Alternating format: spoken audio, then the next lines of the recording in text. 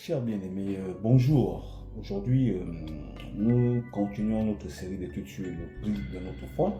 Mais avant ça, je vais dire une parole à l'endroit de ceux qui ont reçu du Seigneur un talent et un don. En disant ceci, que vous savez, le temps est venu pour tous de se lever, de fructifier ce que Dieu nous a donné, de nous révéler au monde, de donner et de donner gloire à Dieu et que Dieu soit glorifié au travers des œuvres que nous accomplissons et que le monde entier sache combien de fois Dieu est avec tous les chrétiens, tous ceux qui se lèvent en Christ.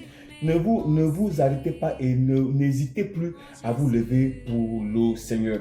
Si c'est dans le domaine des finances, dans le domaine des affaires, dans n'importe quel domaine, bien-aimé, lève-toi, fais-le avec foi, avec ferveur. Si c'est dans le domaine de la parole, dans le ministère prophétique, dans l'un des 5 ministères, lève-toi et deviens excellent. Excelle dans ce que tu sais faire, dans ce que tu sais que Dieu t'a donné. Que Dieu vous bénisse et que Dieu vous accompagne dans ce œuvre. Au nom de Jésus, amen. Alors aujourd'hui, bien sûr, en continuant dans notre série d'études sur le prix de notre foi, nous allons aujourd'hui voir que les apôtres qui ont été les pionniers, les premiers avant nous, n'ont pas eu une vie facile. Ça n'a pas été de tout repos pour eux. Parce qu'en annonçant le royaume, ils étaient en train de secouer le monde des ténèbres, les lieux célestes, et que leur vie a été une vie de persécution. Alors, Paul nous dit dans le livre de 2 Timothée chapitre 3 verset 12, il dit ceci: « Oh, tous ceux qui veulent vivre pieusement en Jésus-Christ seront persécutés. » Pieusement en Jésus-Christ, ça voudrait seulement dire être intègre, fidèle, juste, droit.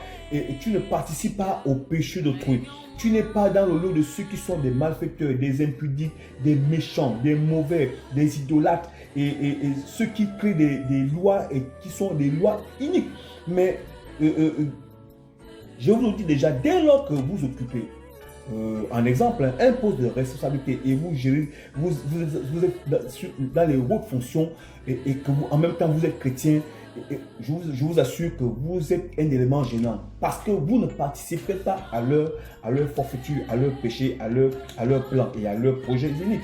Et dès lors que vous ne participez pas, ils vont chercher à vous nuire et à rentrer dans votre propre vie, dans votre propre famille. Et ils vont chercher un élément, une tâche qui pourra être préjudiciable pour vous afin de vous enlever de ce poste et vous anéantir complètement et définitivement.